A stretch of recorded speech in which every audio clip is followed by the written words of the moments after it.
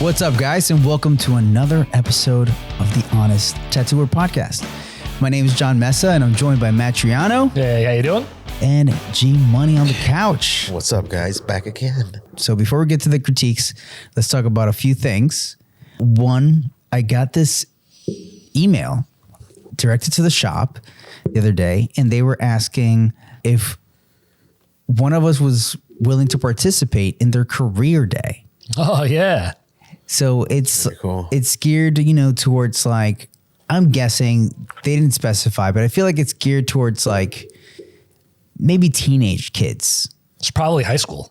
Maybe even high school. Yeah. And asking to have somebody that represents the shop kind of just like spread the idea of being a tattoo artist. What it is to be a tattooer. Yeah.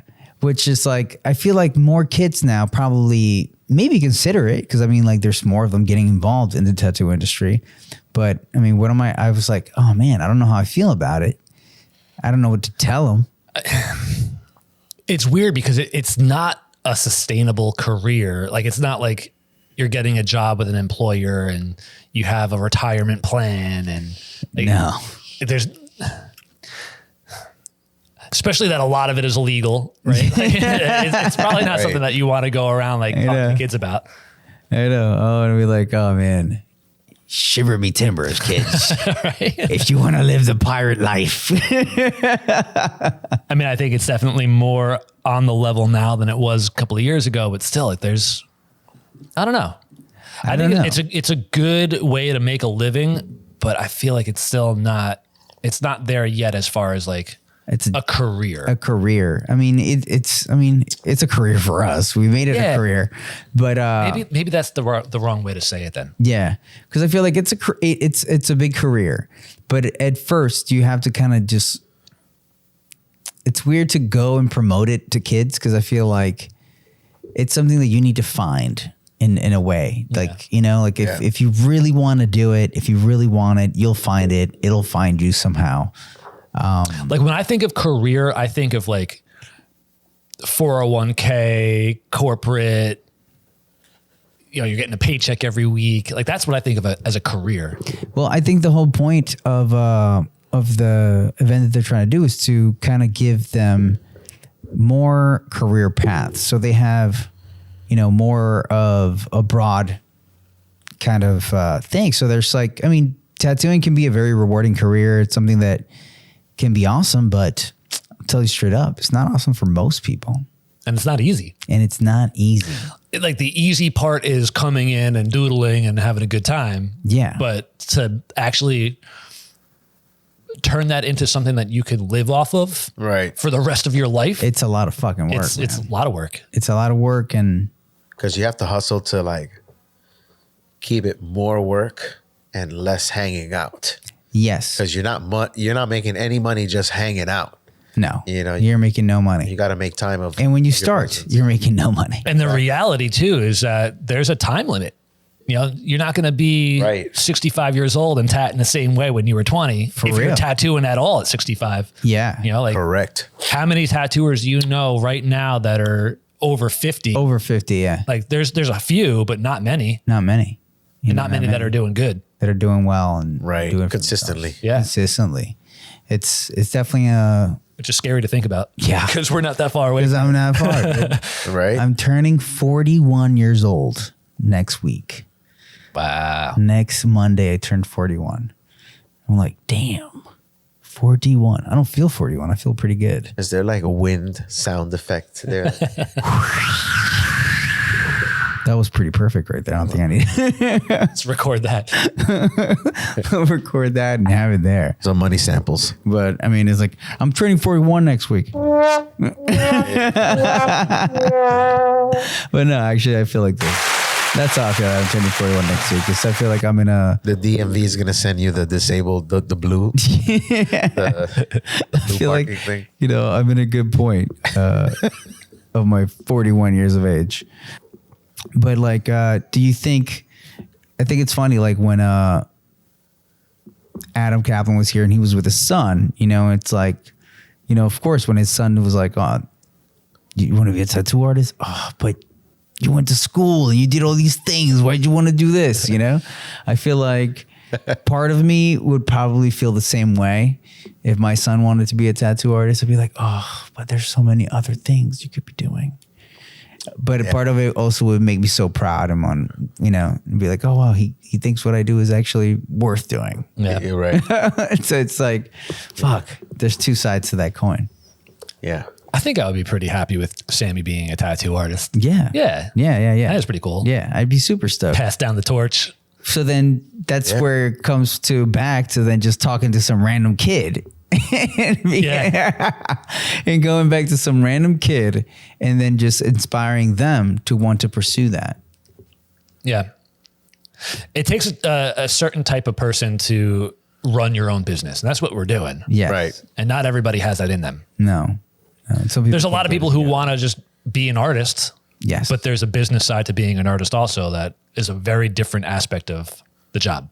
Oh, yeah. Well, there's the two kind of like the fine artists, right? You have the fine artist that makes money while he's alive, and the fine artist that gets discovered later after they're dead, and they're like, wow, they had such a crazy, passionate life for art, but their life was miserable. Yeah. They were just fucking poor and just fucking, you know, just doing the worst, you know? Yeah. But then later, you know, their life gets romanticized by some fucking art critic that finds their work and they're like, I'm gonna fucking make money off of this shit. Dug up genius. Yeah, dug up genius, dude.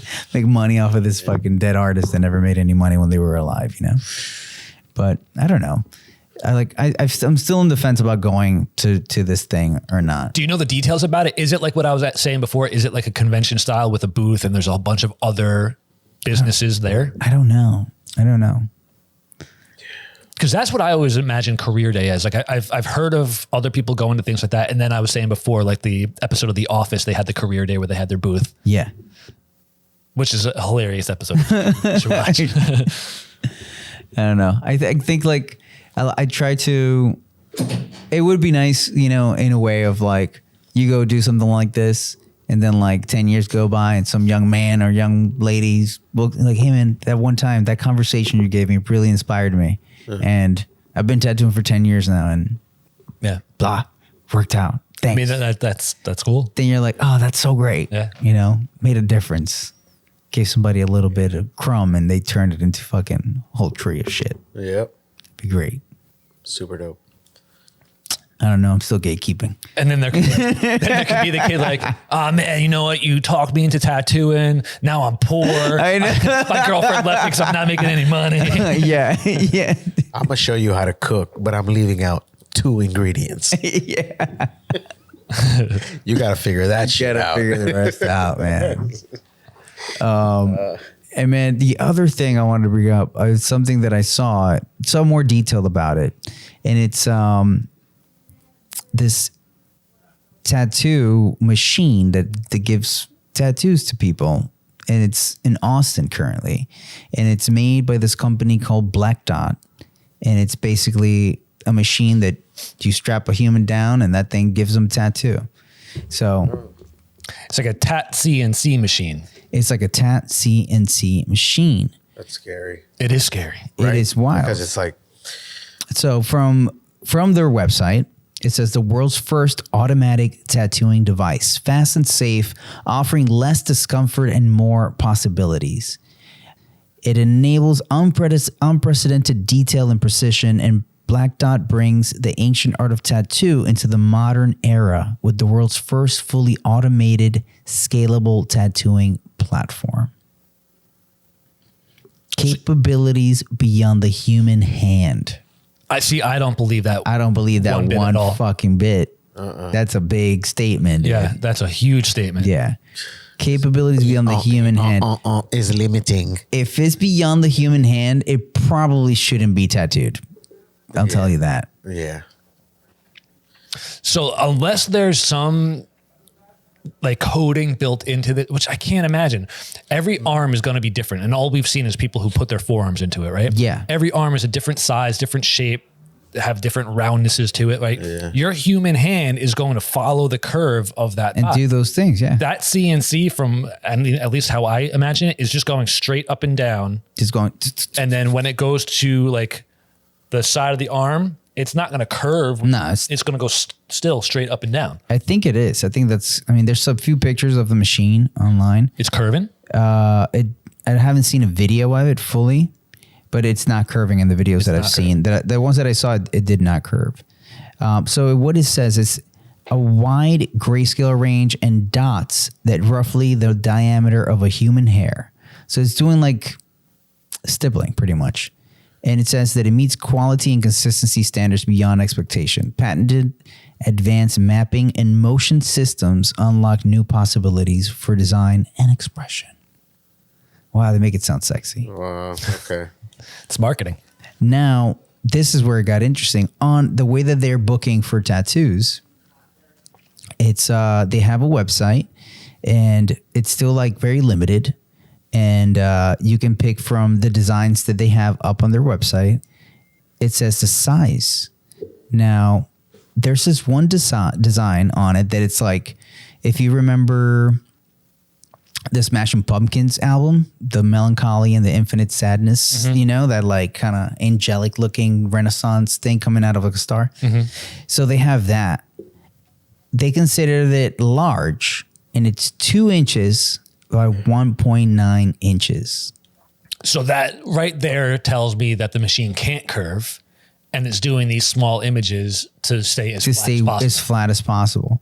And then when you think about it's 2 inches by 1.9 inches, dude, this design has hands. It has a face. It's like, we're talking about like this big. Very small. Yeah. This is so tiny. So it's not even tattooing things that are going to like really last. Right.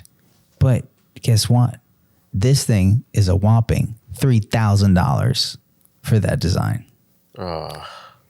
And there's others. All right. And this one blew my mind. This one is the Dawn to Dusk Pink and Twilight to Starlight Blue album cover art. For a medium-sized tattoo, it's $5,100. And what is their medium-sized dimension? Pretty much 1.5 inches by 1.5 inches. Dude. Man, listen, if you got the money to spend for it, you do what you please with your money. Bro. I mean, 1.5 inches. Is that like pretty much like a silver dollar? Yeah. Yeah. Kind of like the size of a silver dollar. Which, look, to be able to get the detail that small because of a machine, that's cool, but that doesn't negate the fact that your tattoo is going to heal with your body and age with your body. Just like a tattoo. Just like a regular hand done tattoo. Yes. It's not going to change. Yeah, the machine doesn't know the rules of like what makes a good tattoo. It's just trying to reproduce something onto the skin. And it's just getting programmed. Yeah. So, and on top of that, you know, the machine, I believe the machine isn't kind of knowing how to register different parts of skin, you know, different areas and sections of skin, you know, that might get thinner, rougher, more stretchy, you know, softer, denser. Like there's so many variables. From what I've seen so far is that they're only doing forearms. Yeah, of course. 'Cause it's like when someone lays their forearm down, it's usually one of the most like the flattest and the most like already taut, tight areas of the body that it's easy for the machine. So the machine is about 5 feet tall, you know, so it's a pretty big machine. Right. And from the video that I saw, this is already kind of happening and is open already in Austin. And for example, if you're a tattoo artist, you can make designs for this machine, and then you get a percentage of the proceeds per tattoo. You get pretty much just paid for the art. Get like royalties. You get some royalties for your tattoo design. I don't want to contribute to that. Yeah, I wouldn't either. How long do you think till, you know, we were talking about how many people have gotten involved in tattooing that don't really care about it. They're just like, oh man, that's a great opportunity to make some money. It's been most of it lately. Lately, a lot of people just enter like, oh, I don't even care. Looks like I don't even care anymore. Looks like those margins are good. Yeah. You know, before you see a shop that is literally 2 front desk people and then 3 of these machines lined up. It's like running a tanning salon. Yes, exactly. You just literally have just one person running the front, blah, blah, minimally trained. Yeah. You know, minimally trained. Yeah, what do they got to know? You got to press the button. You know, this is Put it in the computer. It's like the guys doing the photography shoots at Sears or whatever. Right? Yeah. And click the picture. Oh, you want this template? You want this template? You're like, all right, you strap up, blah, blah. Give you a little thing. They give you a little bag of aftercare at the end, and sayonara. Bye-bye. Yeah. Oh, that sounds so lame. It sounds so lame. But you know what? It's people are making money off of it. That's all they care about. That's all they care about. I know, man. But you know what? It's like the same thing. It's like when you know, ladies or men, you know, when you go to your hairstylist or your barber, like I feel like more than half of that is just the human interaction. It's scary to think about it. There's so many logistics about it that I'm like, oh yeah, they'll just put somebody in the front that's super nice and bubbly. And it's like, yeah, so exciting. Just sell you that, you know, and then the machine does it. I'm not scared. I still got a future.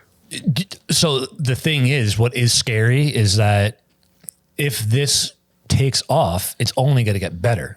And the designs are going to get bigger. The designs are going to get... And then look at what we have with AI generated. Right. What it learned from our artwork. Just from a little bit. Yeah, it's going to be able to create its own back pieces. Like it was... The machines, like the technology for the machines will get better, so they will go around curves of the body. Yeah. Before you know it, people are getting big back pieces. Oh yeah. I mean, it clearly still has, you know, limitations, and this probably costs a bunch of money to create and to do everything they have. So directly on their page, they have a button if you want to invest into this, which is wild. And they consider it says a multi-billion-dollar opportunity. The global tattoo market is highly lucrative, and the industry is undergoing unprecedented growth and rapid transformation. Oh, yeah. Black Dot is uniquely capable of satisfying the oversized demand for smaller, detailed tattoos. I love it when you talk to me in sales pitch. Moreover, our focus on predictability, atmosphere, hygiene, and minimizing discomfort enables us to address a large, hesitant population segment that can now be offered greater peace of mind with Black Dot technology. So I want to ask you this. What episode of Black Mirror am I in? You just saw this for the first time today, right? Yeah. I saw this maybe a couple of weeks ago, but I haven't seen it since then. Mm-hmm. How did you find out about it? I just saw a video on Instagram. Yeah. Because I'm wondering, like, the Magic Ink. Yeah. That was blowing up everybody's feed for like a good 3 or 4 days. Yep. Everybody was talking about it. That thing died fast. Died fast. No, I don't hear anyone saying anything about that now. Well, like anything, it's kind of like I love when this shit happens. It's not meant for, at least I think that's not meant for the general tattoo population. Is meant to reach people that wouldn't get a normal tattoo. You know, I feel like, you know, they tried to kind of say like, oh, there's new ways to implement this into your work. But I don't think that's the end goal. I feel like that's just like a little way to get us to start talking about it. Yeah. But I think the end goal is to try to reach a market of a person that wants to get a tattoo, but they want to have the option of removing it if they need to themselves. Like, oh, I'll just put the cancer stick on me real quick, make it disappear. Yeah, right. You know? But my point here was like, is it something that they put out there in the tattoo world, tattoo artist heard about it and was like, nah, fuck this. We're not supporting this at all. And it just crashes and burns. Well, in this case with this machine, I feel like it's like, how many times, you know, does somebody go into a shop and they say they want to get a tattoo and the tattoo artist says that's too small? Yeah. Well, I'll just go to the machine that'll do it by 1 inch by 1 inch and puts in everything I want in it. Right. But a lot of the business model of this is depending on artists submitting artwork for it. Yeah. So if artists aren't going to support it and not submit work, well, it's going to be reliant on the few people who will. It might overload them, and there might not be too many options. You know who's going to be willing to do it? Graphic designers. That's all they do. Oh yeah. You know, just commission graphic designers. Yeah. And they'll do it for a lot less. Yeah. You know, you get some good graphic designers, even just like probably some guys on Fiverr over in like Pakistan or something like that. They'll be crushing it, dude. Oh man. Even just like there's They'll be graphic designing. Such huge archives of like black work designs, you know, like you've seen those books where there's just collections of just like old like lithographs and just images that if you fed a machine all that information with a little bit of AI and some information from tattooing, you're like, oh, I can come up with like 30 different versions of these things. Right. You know? And I feel like that's crazy. Yeah. I guess I didn't think about that at first. Yeah, that's where then the tattooer turns more into the machine, and then the artist is just an artist. Yeah. Well, scary time. I guess all we can do is wait and see. Wait and see. But like Gabe said, I feel like people will always love the traditional way of experiencing getting a tattoo. Yeah. I mean, look, I'm not against technology. I like technology. I've always been kind of like a sci-fi geek. Unless it's a dildo that shaped tattoo machine. Yeah, you know what? You guys know for a fact that if I got to go on vacation and I want to carry less, borrowing that. The rotary pen I'm borrowing that. And you guys are kind enough to let me borrow one. But I mean, if you can tattoo with anything. You know the rule though, Gabe, right? If you borrow something once, then that's cool. Let's just borrow it. If you have to borrow something twice, then you just got to buy your own. Yeah, but that's why I asked different people. You know, end of the day, like, you know, loyal to the coil. Doesn't really matter. You know, like, if you can tattoo and the end product is like a sick ass tattoo, then you did your job. If you can dodge a wrench, you can dodge a ball. If you can dodge a wrench, you can dodge a ball. What were you saying before? I'm just like trying to go back, not trying to get too far on the mixed up in the conversation. What was the initial question? About the tattoo machine? The fake tattoo machine? Or tattoo machine person? What is it? It's a robot. The robot machine? Because it's a tattoo machine. Yeah. That's what it is, dude. It's a machine. It'd be funny. It's crazy. But before we done with this topic? Yeah. If you remember a few weeks back, we had Ed from Tattoo Armor on the podcast, and he was able to hook us up with a discount code for our followers. So Tattoo Armor is literally the best way to wrap your client. I've been using it. Matt's been using it, and it's just awesome. There's no mess, there's no glue, and it's just super comfortable. I hope you can try it for yourself, and just go on to Tattoo Armor and use the code Honest Tattooer for 20% off your order. Before we go into the critiques, I had one other discussion I wanted to go over. I came across a video on my Instagram, and it was this girl who's only been tattooing for 2 years. And she showed a picture of a fine line tattoo that a shop in her neighborhood did. And she showed the fresh and the healed version of this tattoo. Mm-hmm. And the fresh one looked pretty good. It was small, dainty. I don't even know what the design was, but it was tiny.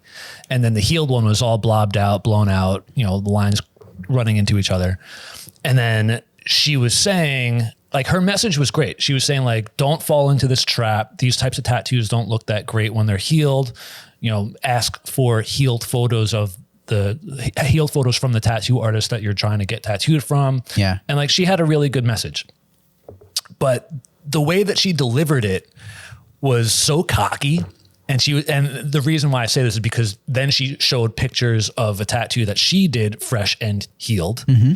And it was a similar type of design, dainty. And she was like, look, I could do it like this. And this is how I do it. And like, I know how to do it. Meanwhile, she's only been tattooing for 2 years. She never said how long the time frame was between the first one and how long it was between hers. Yeah. So all I said was like, I agree with your message, but I disagree with your delivery. And like always, every time that something I post something, like, everybody's like, "Ah!" Yeah, right? and just go, what? But you tossed the match. yeah, exactly. Slow motion. So I just wanted to bring it up into conversation. Like, what do you guys think about artists who have the right idea and they have like their intentions are right in trying to educate the clientele, but they do it in an egotistical way? Oh man, I hate that. So do I. I hate that. I feel like, you know, most people, they walk into a shop with like good intentions. They're excited. And, you know, as soon as you knock down their idea, it's all about the delivery. There's ways to say no without even using the word no. So I think it's really smart to just learn to explain things in a way where you don't sound condescending to people, where you don't make it sound like, oh, you're an idiot that you went to this fucking thing or that you want this tattoo, etc. Just guide them in the right direction. And even if you do it, especially in social media, I mean, I know I'm not one to talk. Sometimes I say crazy shit, but if you're going to address people, try to at least enlighten them and give them, you know, the right way to approach what they want to get, so they get something that's good and valuable. Yeah. I think my problem with it was that, like, I feel like there's a way to tell someone that what they did could have been better without saying, I could do it better. Right. Right. Yeah. That's where I had the issue. Yeah. Especially someone who doesn't have the time to know that their stuff is going to look any different than when that did. That's very true. I think that makes a huge difference because, you know, you're 5 years into it. You don't know what your work. She's 2 years. 2 years into it. Even less. 2 years into it, you still don't know. You haven't seen here's my logic. She's 2 years into tattooing. I guarantee that tattoo is not 2 years old. Yeah. Maybe it's a year, if that. So. Yeah. I mean, I've seen tattoos that I did 10 years ago that I liked and some that I didn't like. Yeah. And I'm like, oh man, I've learned since then. And times that I'm like, oh, that was a good choice. And some choices that I made back in the day, I'm like, oh, I shouldn't have put that orange there. Shouldn't have put that yellow there. That wasn't necessary. Right? Like, you know now. Yeah, I know better. But it took looking at those tattoos. Because honestly, I didn't learn some of those things until I saw those tattoos 5-6 years later. And you're like, oh shit. No, that didn't work. That didn't work at all. That's not the thing. That is not the thing. Not the thing right there. I think people confuse some of the things that we say with, we're just salty that the tattooers now are learning quicker and they're better, faster than we were. I love that. Yeah, so do I. I think that's great. That's great. Check this out. We don't care. I don't care. Yeah, I think it's not hurting my feelings that you're learning at an increased rate. You know what's crazy? I think some tattooers are learning at an increased rate how to tattoo, where they're actually slower at learning and how to become successful tattooers.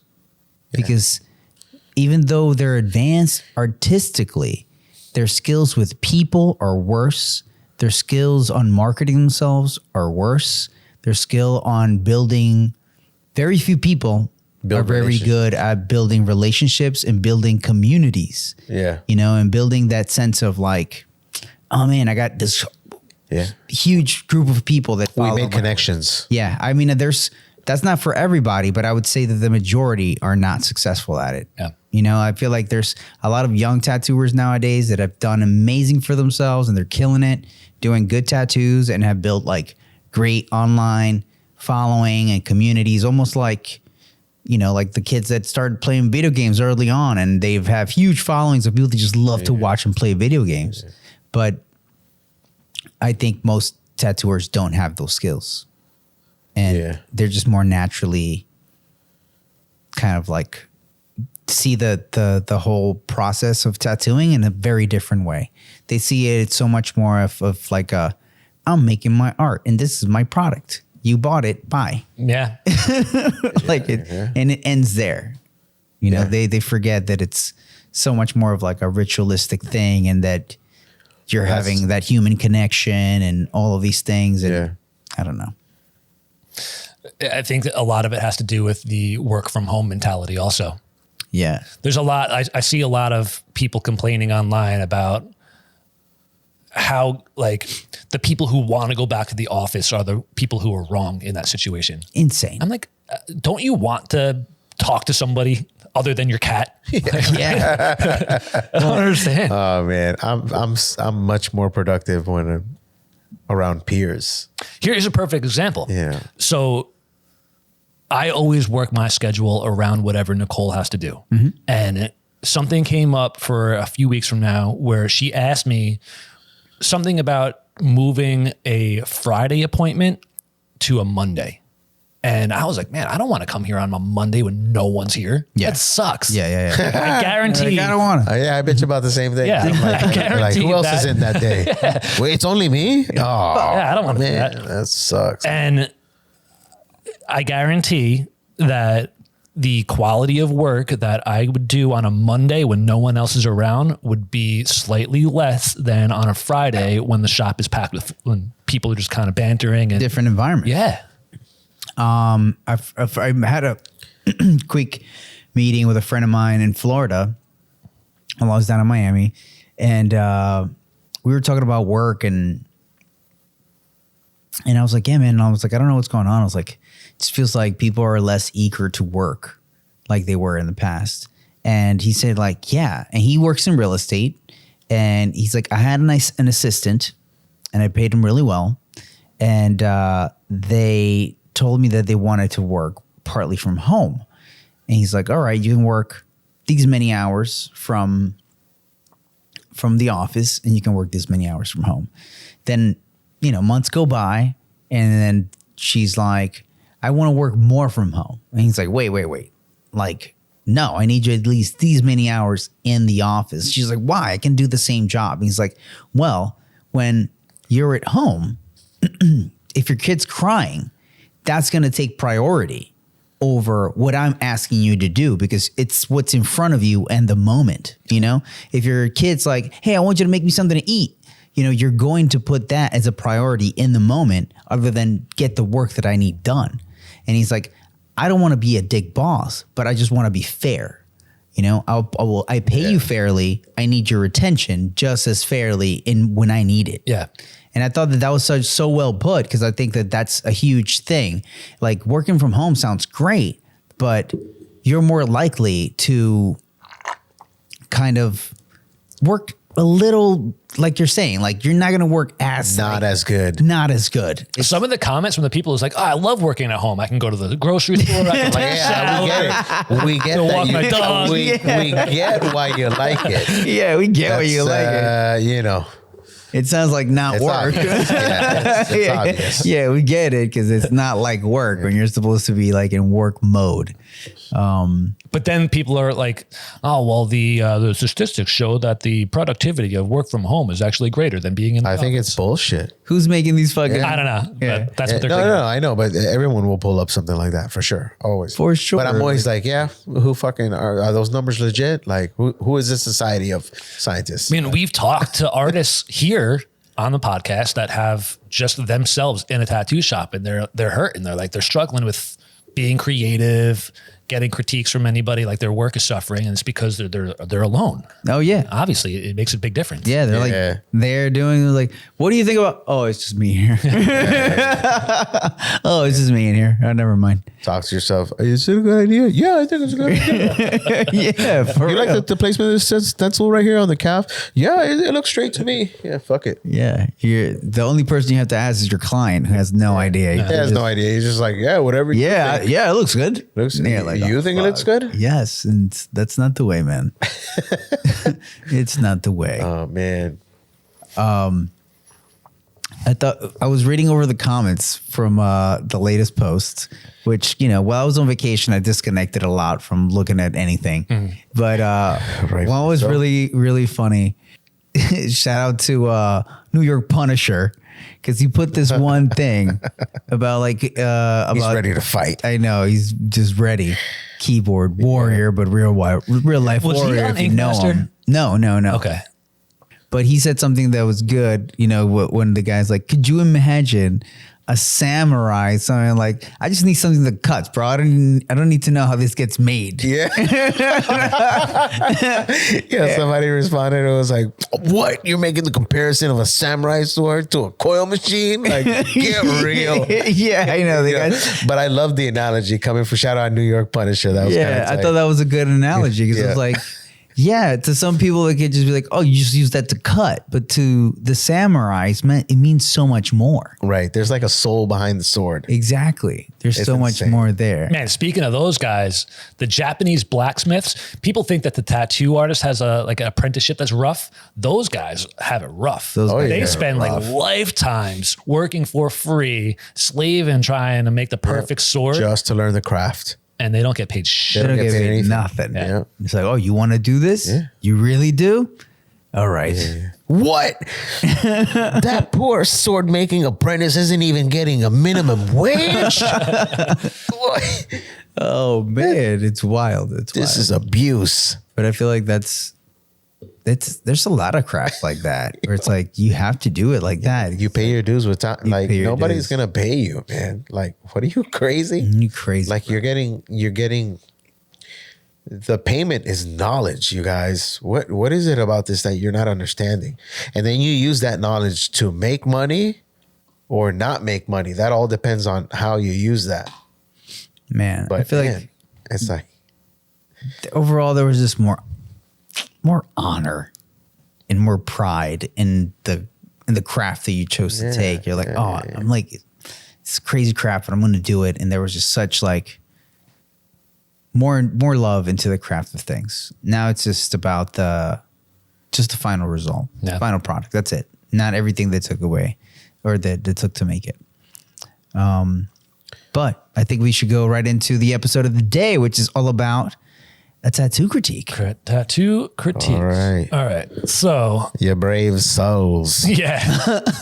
Contribute. Now they opened up on here. To the pit. So the tattoo critiques that we have today come from, I believe both of them are our Patreon supporters. I think one of them might be, one of them might not be. I know one of them definitely is. And we'll start with that one first. But since we're on the topic, these submissions came from a Patreon supporter who helped support the show. Her name is Cloveran O'Connor. I think she recently joined maybe a few weeks ago. And if you want to be like Cloveran and help support the show, you can head over to patreon.com/honest-tattooer and select a tier that's appropriate for you. And we take submissions from everybody, but we definitely prioritize our Patreon supporters over everybody else when it comes to these critiques. So Cloveran sent over a couple of pictures that we're going to discuss right now. And let's talk with the first one that I sent you guys, this rose and rose and skulls. What do you guys think of this? So off the rip, like there's things about this tattoo that I like. There's really nice shading on the petals of this flower. The shading looks solid. The color looks solid. And those things immediately jump at me. But I think that when someone wants to submit their work, they want to know, how can this be better? I don't think you want me to just tell you all the things I like about it. So I'm going to go straight to that. And on the things that I think you could have done to make this tattoo better. Off the rip, just the line weight of this tattoo. The line weight on the leaves feels too light. Yeah, I was going to say the same thing. It feels too light. It looks like you either did kind of like a fine line and then went back on the outside of the rose petal and kind of boldened that line. But it looks almost like it was done with like the same liner. Yeah. Double lined. Like it was like a double line. Like there was only one liner set up and then came back on the outside of that and did a double line, just because it doesn't look like a one pass line. It looks like a built up line. I don't know, man. I'm zoomed in pretty far right now, and I don't see that. Okay. So yeah, all right. I think it might be two different line weights, but the only reason I say that is because, like, you see in the points of, look at the outside perimeter line, and when you see where the points meet It gets a little tiny, right? He gets really tiny. Yeah, I see what you're saying. Where if you use just one bold line, that would go bold all the way around that point. Yeah. I mean, it's possible because I've done this, and I don't know if this is true for her case, but I've made a point like that with a thicker line and then not like the fact that with that big outline, that point is rounded. Yeah. So I'll come in with a tight 3 and sharpen that corner up. So it's possible. I share the same sentiments about doing a bolder line on the leaves, at least, because the leaves need to show up. They're just like too flimsy. Yeah. And I guess if I really want to like nitpick at this, I just feel it can be a lot cleaner. You know, there's areas that if I zoom in onto the tattoo, I see that like There's still holidays. there's holidays, Yeah, and it's there's pretty also patchy. like it's a little patchy. It could be more solid and more well saturated, and some things don't like color or shade To the line. to the line. That's my biggest gripe with this tattoo. Yeah, and that's pretty much it. Like a lot of the blends too. Like you go from like dark to light to like a blend into a red, but you know your black is not touching completely cleanly like the line where it's starting from. Yeah. But other than that, like I'm like I like it. I like it. Yeah, I like the there's a shape lot- of this tattoo. Yeah, there's I room think for it's pretty cool. improvement for sure with anything, but you're on the right path. I almost wish, I'm assuming that, yeah, I kind of wish that there was a little something to the left of the top left corner. See, like the tattoo Yeah. fills up the back of the calf, Yeah, but there's like this yeah. empty spot in the front. Yeah, it does flow. It does flow nicely, like with the shape of the leg, but it is missing something right In the there. front. Yeah, But overall, though, it's not a bad tattoo. I like the blends. It's a good shape. yes, I think it's cool. Yeah. Overall, not a bad tattoo. Good shape, good contrast. It's just smaller technical details that will just make you better as a tattooer once you're aware of them. And I think that, after you hear this critique, whoever submitted this, you'll kind of notice them right away. And Clover. hopefully something that you can keep that yeah. in your arsenal. And every time you do something. So I think the one thing that I dislike about this tattoo is how washed out the red looks. Yeah. And I'm wondering if that's just a saturation problem, if she's like diluting it to try to get these blends, or it's just falling out. I don't think it's falling out though. No, I don't think it's falling out. Yeah. I think it's just kind of whipped and like even where the color starts on where it should be touching the line, like even that is not solid. Yeah. Right. yeah, I think it's a matter of like kind of just whip shading off the line and not just packing it Not in. packing it yeah, in not first. packing it in Right. first. You know what's gonna give me nightmares about this tattoo? No, I'm just kidding, guys. It's pretty good. It's pretty good. I'm not gonna Yeah. take anything away from it. Now you and the person wearing this tattoo should be proud of it. Yeah. Yeah. Thanks for showing us. Yeah. And nothing that we mentioned can't be just like, hey, can I touch that up real quick? Yeah. And nothing that we mentioned is going to be obvious to anybody other than a tattooer. Correct. For sure. All right, let's move on to the I think we were pretty kind about that. butterfly lady head. The butterfly lady head. If only I could like translate into words what my mind is saying about when I look at my own work and the insults that are going on there. So I think we're being pretty kind. I like the quality of this tattoo, like in certain areas, and then overall, it's like it's really clean and nice in some parts, and then in parts it doesn't have that same cleanliness. So it's like it makes it so visually inconsistent because like the hair on the top and that kind of shine like looks really nice. Yeah, I really like that. You know what? I feel like there needs more of a contrast between the value of the hair and the value of the inner cells of that butterfly wing. Yeah. That gets a little confusing. So the hair, in my opinion, The butterfly wing needed a little more contrast. More contrast. yeah, just the wing to pop the out a hair little contrast. bit. Correct. But I like it. I know, just from like trying this technique, I know it's something hard. It requires a lot of finesse and like hand control to do basically the stippling, Yeah. So, it's not an easy technique to pull off, but you know, like this is pretty cool. It just to me, it just, you know, this is like a personal thing. I know you agree. You guys can agree. It just needs a little more contrast where needed. Needs More contrast. And same thing as before from the last tattoo, just the overall cleanliness of always making sure that your shading is going straight to the line, that you're not leaving that tiny little bit of like halos, and that when something is going to be dark, that it is dark. Yeah. Just make sure that it's nice and solid. Correct. The two things that bug me about this one is that flap of hair going in front, the one line just stops. And then like the bottom portion of that hair just kind of blends into another chunk. Yeah. You see what I'm saying? Oh yeah. Yeah. And you know what's crazy? That part doesn't bother me too much if it was fully shaded off of that part that stops. Yeah. Okay. You know where that line stops? I feel like There should have been more black. More black. Yeah. Well, right there. Yeah. So at least there's something there to finish that. Yes, definitely more black there to kind of just finish that. And then so the lips, But you know what? there Now needs that to be you an mentioned outline. it, it's Like really at least bugging me.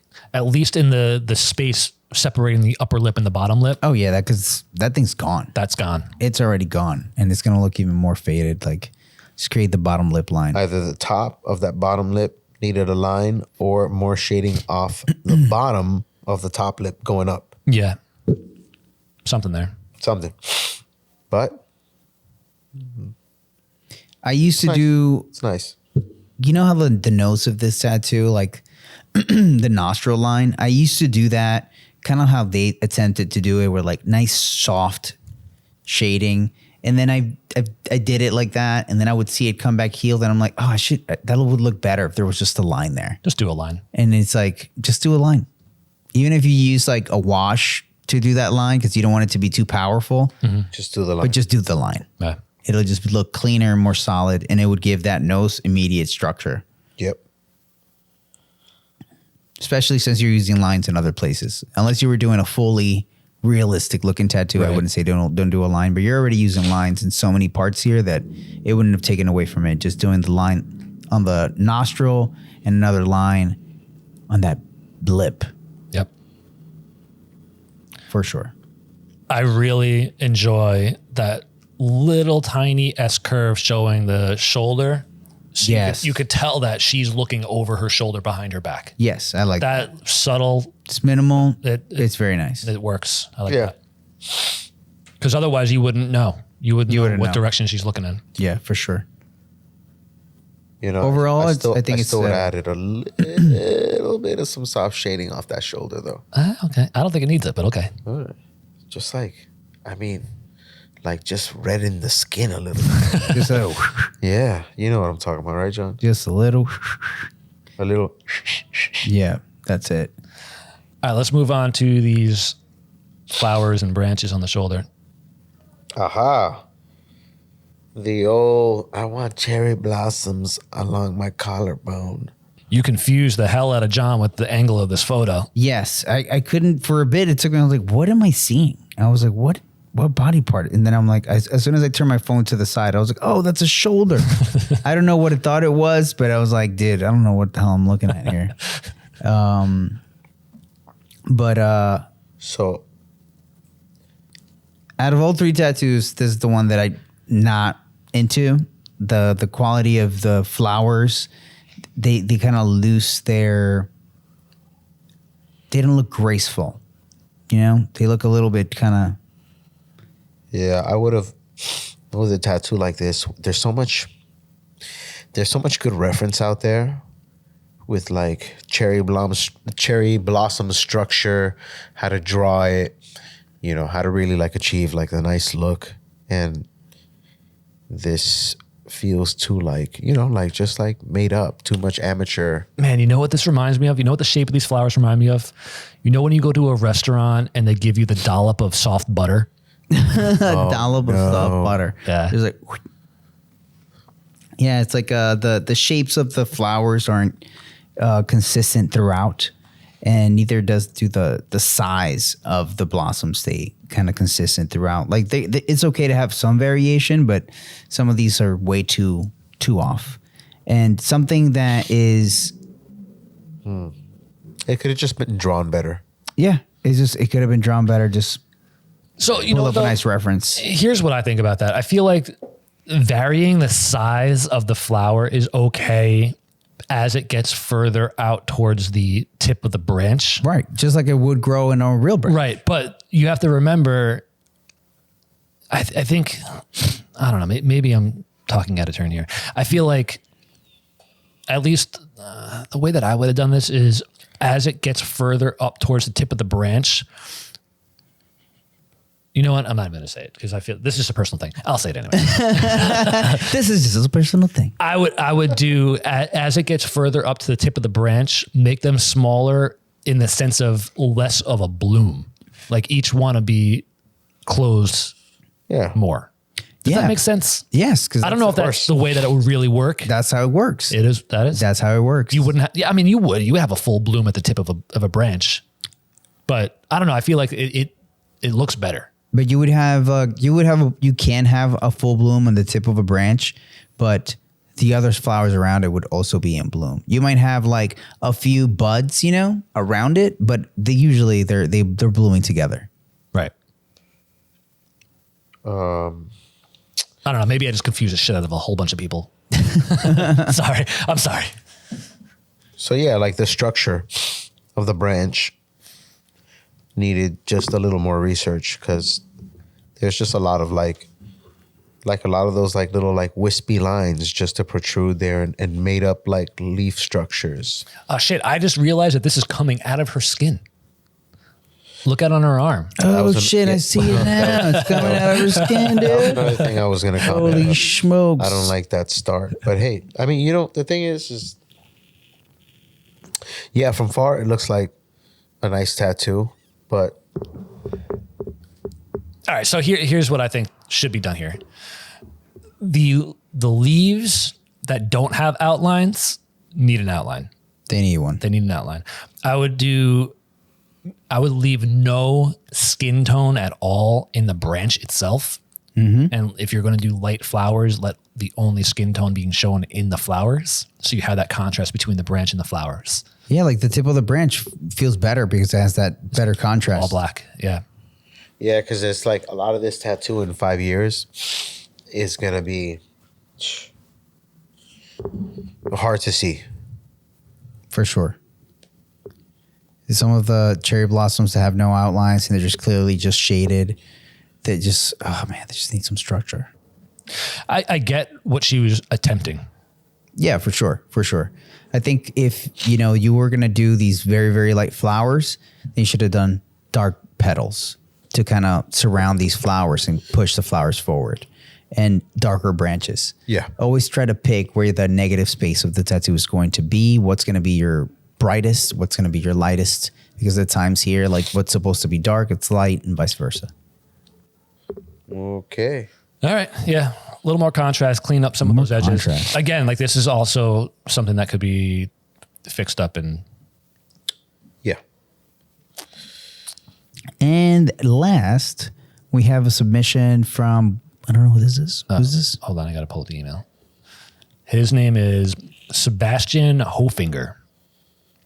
So he wrote us a little something. This year marks my 10th official year as a tattooer. He wrote a whole thing, but he's been tattooing 10 years. Oh, shit. He's been doing it for a minute. So, Sebastian, if you're watching, I'm assuming you are, it says in your email that you sent a few pictures, but only one of them came up. So I don't know if that's an error on your part or since they didn't come through, but we're just going to talk about the Gladiator woman because that's all that we got. I love the placement. The placement is cool. I wish it's really, really close to something. Oh man, it's creating such like tension. Like she's about to be like, she's sniffing that octopus. She's sniffing that octopus. She's like about to that's a Medusa. Kiss that petal right there. Whatever it is. That yeah, you're probably right. You think it's a Medusa? Yeah, I think he's right. But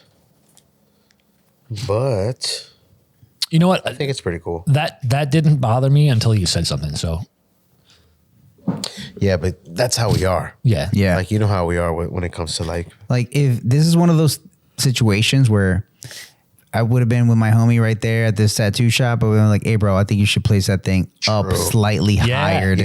Yep. And that's it. I would have been like, bring it up and forward, dude. Yeah. Up and forward. Let the nose kind of fall into that same corner crevice, like that same shape. Yep. Exactly. Yeah. Just bring it up, forward a little bit. The hand would be in a better spot down there. Correct. And like that line that is where like the hand is disappearing to, it doesn't match the shape of the next object, that negative space that the Medusa head or snakes. Yeah. So then he just creates this kind of like triangle shape there of nothing. Yeah, just let that hand go behind the Medusa. Yeah. Right. I mean, I don't know what was done first, but. Or even if you did a line, you could have done maybe one of the like, kind of like the ornamental things you do kind of to kind of finish off an area. Yeah. But it would have looked better if it matched the shape that's there. Yep. But that could have been solved by just moving the whole tattoo just further up and forward a little bit more. Yeah. And I think that something small that after you place a tattoo, sometimes you draw something on paper, and then after you place it, you're like, oh, okay, maybe I should make like the Trojan helmet kind of mane or hawk or mohawk type of thing. That could have fit the shape of that leg a little bit. To me, it looks like they either him, the artist, or the client had some sort of restriction in their mind that this is the top of my calf. The tattoo's got to stop right there. Maybe. Right? Like, I think you're right. I think Could be. If the tattoo was a little bit higher and that furry part of the helmet went up further towards just a tiny bit. Yeah, it would have looked a lot nicer. I don't think it's that much more. Just like a couple lines, just to bring it up a little bit more. You know what it reminds me of? You know how like sometimes when people are drawing on a sheet of paper and they don't nail their composition right, and like everything is drawn a little bit too close to the edge, so to compensate for that, they squish the bottom part of their drawing so that it all fits on the paper. All fits. That's what this feels like to me. Yeah, it feels. That's why it's so important to draw. and really keep in mind that this is in a 3D form. It's not like a flat piece of paper most of the time. Very rarely do you get a tattoo that just fits perfectly on like a flat piece of paper. Yeah. Right. You know, you're not a black dot tattoo machine that needs a fucking flat area. But my point is that there is no edge to a piece of paper on this design. Like he has a whole upper leg to allow the tattoo to fall into. Yes. So don't feel like you have, just because that's where the calf ends, you can't go into the upper part of the leg. Just a little bit for sure. It would have made this flow so much nicer and flow better. Overall though, like I really like, you know, how the hair flows all the way at the bottom. Yeah. And overall, I like it too. Yeah. Overall, it's a nice design. It just needs to like, you know, just some cleaning up here and there. The black shading could be cleaner and better, a little smoother. Yeah, blacker, richer in some areas, especially like underneath the jaw there, fading into the back part of the hair. Correct. Yeah. You know, but. Which I think is a part that's interesting is that, like that big kind of like part of hair, I think part of my brain wants to think that it's behind, like on the left side of the face. And then when you look at it, you're like, oh, that's actually in front of the face. Yeah, it's going in front of her neck. It's going in front of her neck. Yeah. But my brain wants it to be on the other side. Yep. I feel the same. Or like if that was just way darker to make it seem like it's on the other side, I think it would look even cooler. Something minimal, but those are the little things that I think make a tattoo kind of hit. And even little things like you have this dagger that looks really cool and it's going up, and then as it goes up, there's that part where it meets the hair, and there's like that whip shade there that is not flush with the knife. Okay, I see what you're talking about. And I feel like even that would bring that knife forward. Yep. It just bring it forward. If you just whip that right up against it, you bring that knife forward a little bit more, you're creating that edge already. And even if you had a little a little wiggle on your line, you could get rid of that by just shading solid up against it. I think a big thing with this particular style of tattooing that a lot of people fail on is the use of solid fields of black. Yes. Yeah. Like a lot of this could just be a big chunk of black and it would work perfect. Like that hair that you're talking about that's not shaded up, that could just be a field of black. Maybe like a couple of strands of negative space to show that it's like there's a highlight of hair there. Yeah. But that could be black and it'll be fine. And like the same thing with a lot of the fluff on top of the helmet. I feel like a lot of that could be a lot more Oh, black. yeah. That could be black. A lot of areas could be black and just solid. Just solid black, yeah. It really punches up the contrast and will make this thing stand up so much more. Yeah. I mean, you know, as far as like your line work looks nice, it looks bold, it looks right. Yeah. Is in Bold in the right places. and the too. shading of the face looks really nice. I really like it. Yeah. It's just other areas where you start looking around, you're like, okay, how could that be a little bit tighter, a little bit sharper? Yeah. But overall, nice tattoo, man. I would love to know the reason why the helmet, the curve of the helmet, the line work from the front starts off strong and then it just fades out to no line at all. Yeah. You see what I'm talking about? Yeah. Yeah. I would love to know the reason behind that. But Okay. Artistic choice. choice. Probably artistic choice. Thanks for the submission. But even like that part, like that back part of the helmet, if that was just black, Yeah. just black and it whipped forward into that line that we're talking about, where it's like that line just kind of disappears. Like bring it all the way around, make it really strong. That would have been cool. Yeah, more separation of the design with solid, heavy blacks. It would look really, really nice. For all we know, he intended a lot of this to be black and it just didn't heal that way. Could be. Which, if that's the case, you need to slow down. Just slow down a Take your little time. bit. Take your time saturating that. Yeah. Cool. Cool. All right. Well, thank you guys for submitting those pictures. Yeah. We appreciate that. Hopefully you got some knowledge out of that and hopefully everybody else did also. Yeah. I mean, we're lucky enough that we even get to do these critiques because, I mean, we're all still like learning each and every one of us. So, you know, I mean, crap, we critique the shit out of each other. All the time. We're always trying to work. I mean, we're so many years into tattooing, there's always room for improvement. So we really appreciate you guys really submitting these things because it's not easy to get critiqued and sometimes to have your work like, you know, under a microscope because we're all self-conscious at the end of the day. I mean, that's what we're doing too. We're zooming in far. Oh, yeah, we're gonna. And I think most tattooers do. The doom zoom is real out here, guys. Yeah, the doom zoom. Yeah. So to be fair, like all these tattoos, they look fine. And we are being very nitpicky and we are zooming into details that most people wouldn't even pick up on. Right. Especially out on the street, like not even looking at a photo. It's like, Oh, yeah. if you see this tattoo out in the wild, you're going to think it looks So you're like, oh, it's cool. Yeah, it's good. Which is why we understand when people attack us and they're like, oh, I think it looks fine. Like, why are you guys bitching about this tattoo? Like, and it's like, hey, listen, we're trying to critique it as best as possible. Find the things that can be, you know, improved upon. I mean, if you like the tattoo as is, like, more power to you. But And you know. I think that one thing that I love about you guys is that you guys none of you guys here are okay with just fine. We're all after, I want to make something fucking incredible. Right. I want something amazing. And I think that that's what you should try to find within yourself, within your work. How can you make something amazing? Something that people are like, wow, that's fucking sick. Yeah. You know? Like when you see like musicians and they're like, oh, dude, I just want something that makes you go like, yeah. Yeah, exactly. Like, Exactly. Like I don't like my cousin's in a band, but I don't want to just listen to my cousin in a band. I would rather go see a rock star. Yeah. That's got like, you know, the pedigree Yeah. up there on stage. Like, Yeah. like I don't know. fine. Finer and things.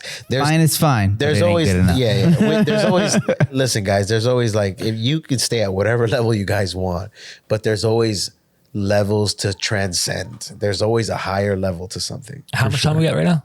An hour. All right. We're going to have an after show. Okay. So if you want to catch the after show, you have to jump onto Patreon and become a Patreon supporter. But what we're going to talk about in the after show is the morals of being just an okay tattooer. Oh. Is it okay being okay? Is it okay just being okay? I guess to catch that. it's okay.